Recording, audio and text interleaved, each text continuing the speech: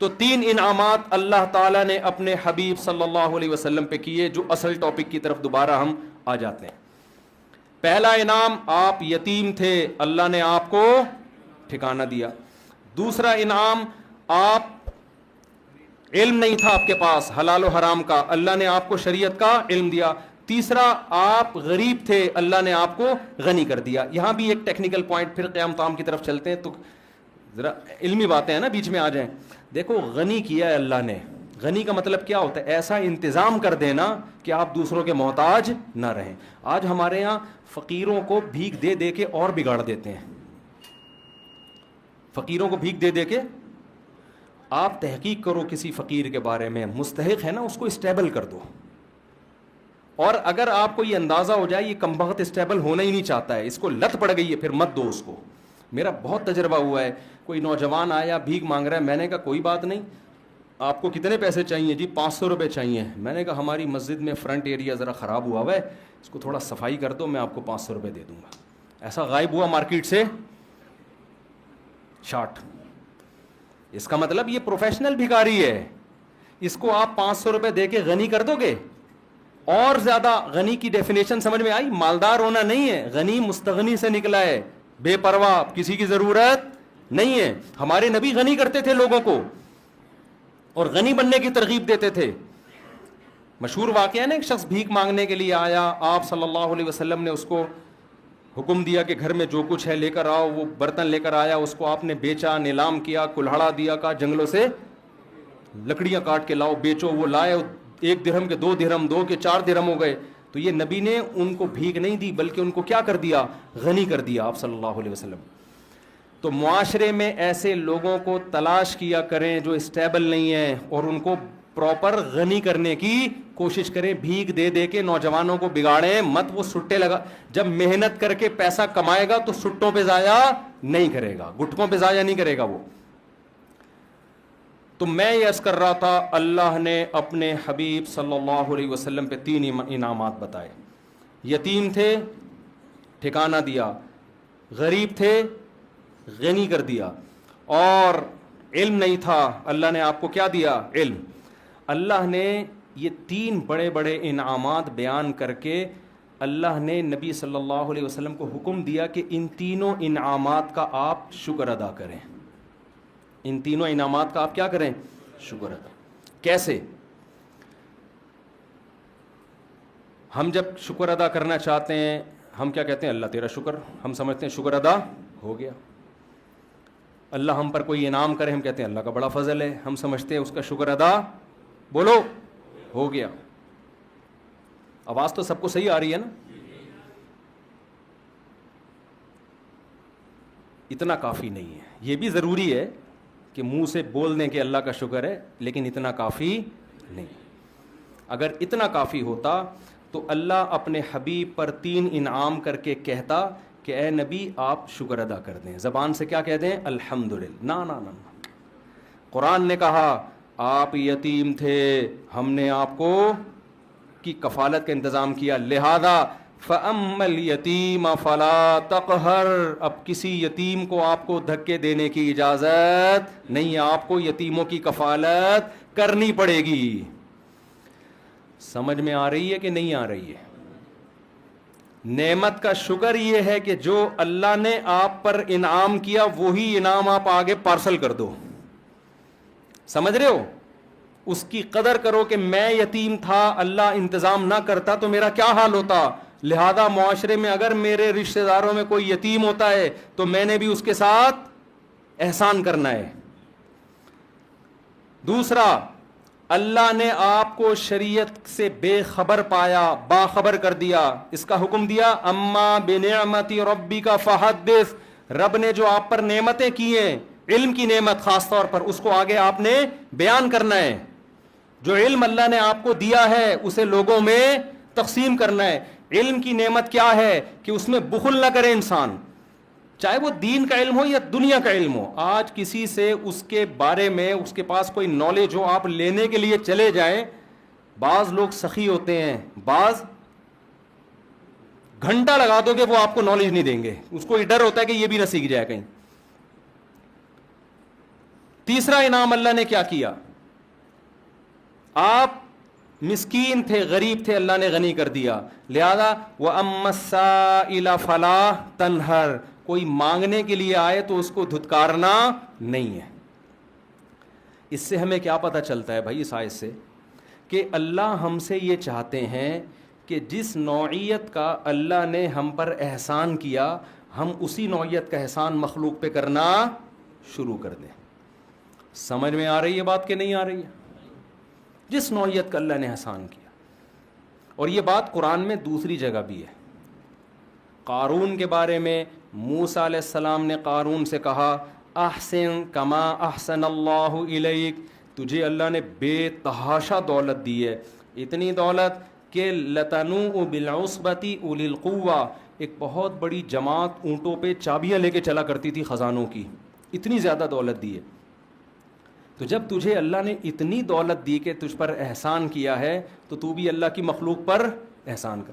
اگر کوئی دولت مند تاجر اپنی دولت پر سانپ بن کے بیٹھ جاتا ہے، بخل کرتا ہے، زبان سے کروڑہا گنا کہتا رہے کہ اللہ کا دیا میرے پاس بہت کچھ ہے، لیکن اللہ اتنی بات کو شکر ماننے کے لیے تیار نہیں ہے، اس کو اپنی دولت میں غریبوں پہ خرچ کرنا پڑے گا. سمجھتے ہو کہ نہیں سمجھتے ہو؟ تو میں اور آپ اللہ کے احسانات کے سمندر میں ڈوبے ہوئے ہیں. ہمیں دیکھنا ہے دائیں بائیں. سب سے بڑی نعمت جو ہمیں ملی ہے وہ توحید کی نعمت ملی. اللہ نے ہمیں مسلم گھرانے میں پیدا کیا. اس کا تقاضا یہ ہے کہ جو غیر مسلم ہیں ہم ان کو مسلم بنانے کی کوشش کریں. کذالک کنتم من قبل، اللہ نے صحابہ سے کیا فرمایا؟ جنگ میں صحابی رسول نے، ایک شخص آیا نا لڑنے کے لیے، تو جب وہ تلوار کی زد میں آیا تو اس نے فوراً کلمہ پڑھ لیا، تو صحابی رسول نے اس کو قتل کر دیا کہ یہ تو موت کے ڈر سے کلمہ پڑھ رہا ہے. ہمارے نبی کو علم ہوا، آپ صلی اللہ علیہ وسلم اتنا غضبناک ہوئے، فرمایا ہلا شققت قلبا، تم نے اس کے دل کو چیر کے کیوں نہیں دیکھا؟ تم کیسے کہہ رہے ہو کہ تلوار کے ڈر سے کلمہ پڑھا ہے؟ اس پہ قرآن کی آیت نازل ہوئی کذالک کنتم من قبل، اے ایمان والو تم بھی تو پہلے کافر تھے، اللہ نے اپنے فضل سے تمہیں کیا کیا؟ مسلمان بنا دیا. اب تم کسی کافر جو مسلمان ہو رہا ہے اس کے ساتھ ایسا سلوک کیوں کر رہے ہو؟ کیوں ایسا سلوک کر رہے ہو؟ تو اللہ نے آپ کو اسلام کی نعمت دی. اس نعمت کا تقاضا کیا ہے؟ اس اسلام کو دنیا میں پھیلانے کی کوشش کی جائے. اللہ نے آپ کو داڑھی رکھنے کی توفیق دی. اس نعمت کا تقاضا کیا ہے؟ کہ دوسروں کو بھی ہدایت کی کوشش کی جائے. اللہ نے آپ کو مال دیا. اس نعمت کا تقاضا یہ ہے کہ اس مال کو لوگوں میں خرچ کی، دوسروں کو بھی مالدار بنانے کی کوشش کی جائے. اللہ نے آپ کو کوئی خاص علم دیا، ہنر دیا، اس کو اپنے پاس رکھ کے مت بیٹھو، اس علم کو لوگوں میں ڈیوائڈ کرنے کی کوشش کرو. بخیل اور کنجوس آدمی کیا کرتا ہے؟ وہ کہتا ہے اگر میں نے لوگوں کو بتانا شروع کر دیا تو میرے پاس ہجوم کم ہو جائے گا. حقیقت میں ایسا ہوتا نہیں ہے. دنیا میں جس کو اللہ نے نعمت دی اس نے ڈیوائڈ کیا ہے نا، تو اس کے پاس اس نعمت کے خزانے بڑھنا شروع ہو جاتے ہیں اور آتے ہیں اس کے پاس خزانے. تو یہ 3 نعمتیں اللہ تعالیٰ نے بیان کی ہیں اور 3 نعمتوں کا شکر بیان کیا. تو ان 3 نعمتوں ہمیں تو ہزاروں اس کے علاوہ بھی ہیں، تو 3 کو تو ہائی لائٹ کیا جا رہا ہے. تو آج سے اس بات کا عزم کریں، محاسبہ کریں، بیٹھیں دیکھیں کون کون سے انعامات. ہم جو مصیبتیں ان کو تو سوچ رہے ہوتے ہیں، جو انعامات ہیں ان کو نہیں سوچتے. حضرت مولانا اشرف علی تھانوی رحمہ اللہ تعالیٰ کو ڈاکٹر عبدالحی صاحب رحمۃ اللہ تھے غالباً، انہوں نے خط لکھا اپنے شیخ کو نا، پیر و مرشد کو.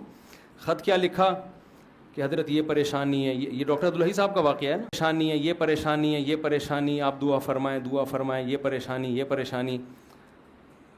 تو انہوں نے نیچے لکھا کہ بہت افسوس کی بات ہے کہ ساری پریشانیاں ذکر کر دیں، اللہ کی نعمتوں کا تذکرہ نہیں کیا. پہلے زمانے میں نا جو آپ کو اس طرح آپ کی اصلاح کرے اس کو پیر و مرشد کہا جاتا تھا. آج کل پیر و مرشد کا مفہوم ہی چینج ہو گیا ہے. آج کل پیر و مرشد کا مفہوم یہ ہے کہ یہ ہمیں بخشوا دے گا اور پتہ نہیں یہ روحانی ٹوپی ڈرامے کرے گا، جن چڑیل بھوت بگائے گا، اور الٹی سیدھی حرکتیں جو کر رہا ہو اس کو لوگ پیر و مرشد کہتے ہیں. تو سارا دن آپ بیٹھ کے تھوڑی دیر سوچیں گے نا، آپ کو لگے گا کہ اللہ کے آپ پر بے پناہ احسانات۔ میں اسلام آباد میں تھا، وہاں ایک شخص کے بارے میں پتہ چلا، کروڑ پتی آدمی ہے، بہت بڑا بنگلہ اس کا۔ ہمارے ایک دوست کی اس سے سلام دعا تھی، اس کی بینائی چلی گئی اور اس نے بہت کوشش کی، وہ بینائی واپس نہیں آئی۔ ایک دن وہ کہنے لگا اپنے اس دوست سے نا کہ ایک ٹھیلے والا بھٹے نہیں بیچ رہے ہوتے، جو بھٹا بیچ رہے ہوتے، تو اپنے دوست سے کہنے لگا، اس دوست نے مجھے بتایا کہ یار اگر یہ بھٹے والا میری ساری دولت بھی، اسلام آباد کا بنگلہ، میرا بزنس لے لے، یہ بھٹے کی ریڑھی مجھے دے دے اور آنکھیں دے دے، تو میں اس پہ تیار ہوں۔ اتنی بڑی نعمتیں ہیں جو اللہ نے مجھے اور آپ کو عطا کی ہوئی ہیں، اتنی بڑی بڑی نعمتیں، ہم پریشان کیوں ہوتے ہیں؟ ایک دن ایک صاحب میرے پاس آئے اور اپنی پریشانیاں گنوانے لگے نا، یہ پریشانی، یہ پریشانی، یہ پریشانی، یہ پریشانی، یہ ٹینشن، یہ ٹینشن، یہ ٹینشن۔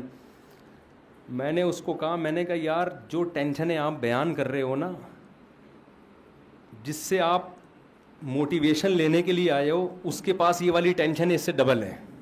سمجھ میں آ رہی ہے بات؟ اس کے پاس یہ والی ٹینشنیں کیا ہیں؟ اس سے ڈبل ہیں۔ تو میں آپ کی ٹینشنیں کیسے ختم کر دوں؟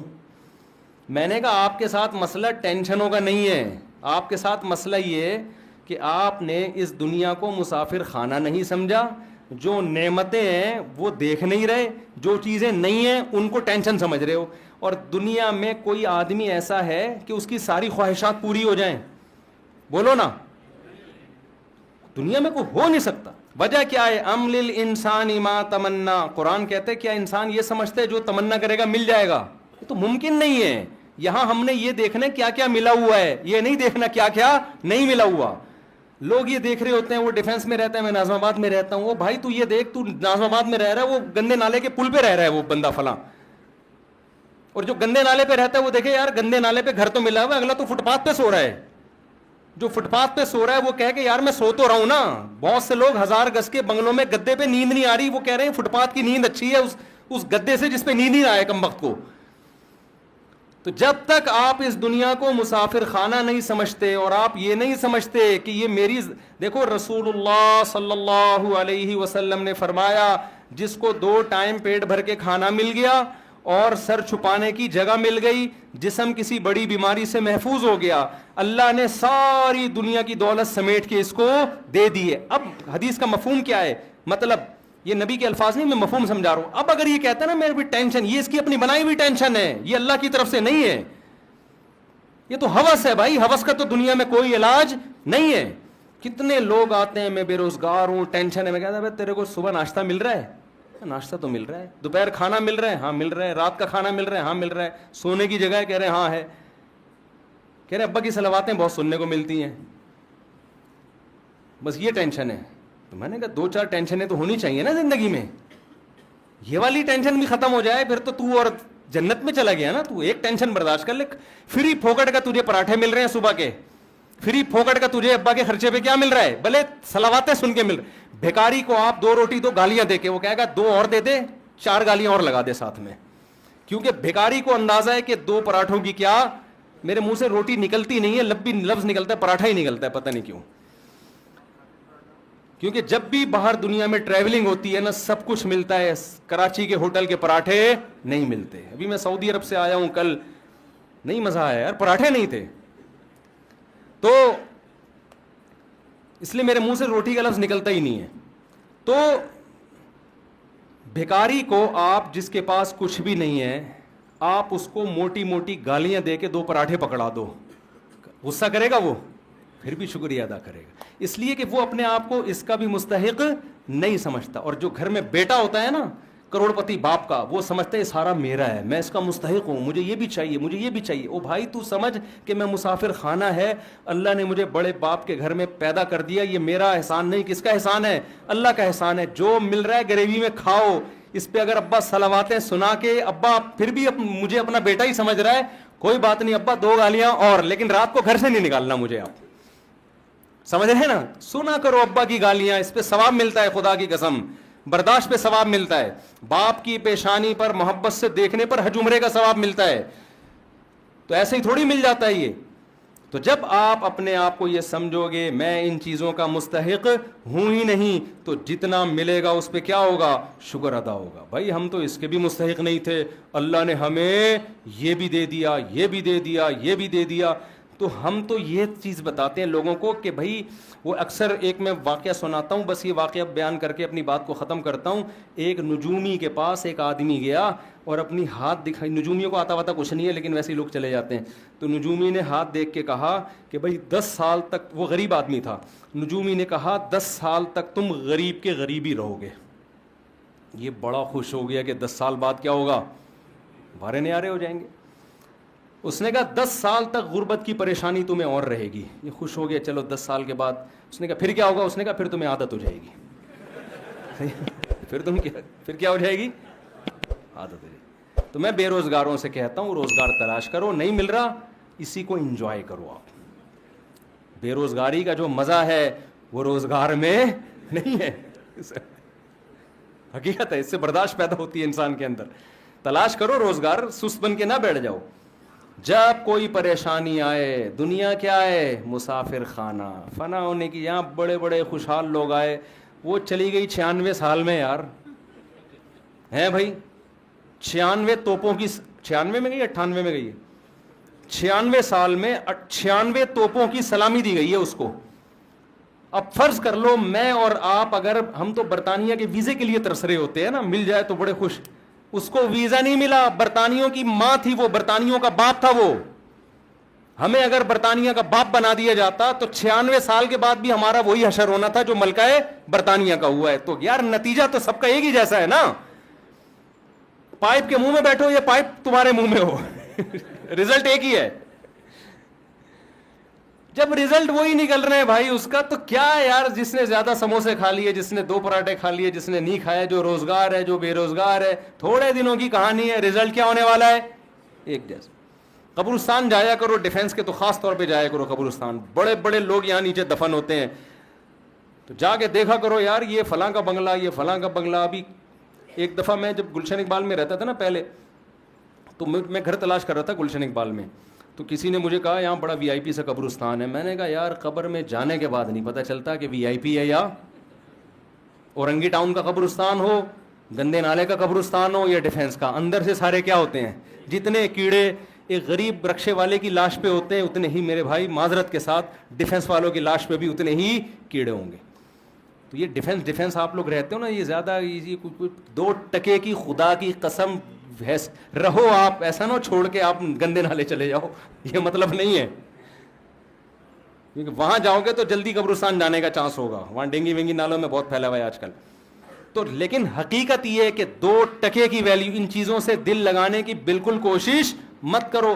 ان کی حیثیت صرف اتنی ہے کہ ٹرین میں آپ سفر کر رہے ہو, آگے اسٹیشن پہ آپ نے اتر جانا ہے, کوئی دروازے پہ لٹک کے جا رہا ہے, کوئی نیچے بیٹھ کے جا رہا ہے, کوئی اکانومی کلاس میں جا رہا ہے, اور کوئی بزنس کلاس میں جا رہا ہے. آگے جا کے سارے کیا ہو جاتے ہیں, دنیا میں تو پھر بھی برابر نہیں ہوتے. بزنس کلاس والے کو ذرا پروٹوکول کے ساتھ لینے کے لیے آئے, لیکن اللہ کے ہاں آگے جا کے سب کا اینڈ کیا ہے, برابر, ختم, فنش. تھوڑے دن کی کہانی ہے. اور یہ ملکہ برطانیہ کا بار بار سوچا کرو یار 96 سال میں اس کو 96 توپوں کی, میں نے خبر سنی 96 توپوں کی سلامی. یار توپوں کا اتنا خرچہ کرا دیا اس نے. اللہ یہ بھی پوچھے گا یہ تیرے باپ کے پیسوں سے جو یہ توپیں جو ہے نا تیرے اوپر خرچ ہو رہی ہیں, یہ تو قوم کا پیسہ ہے.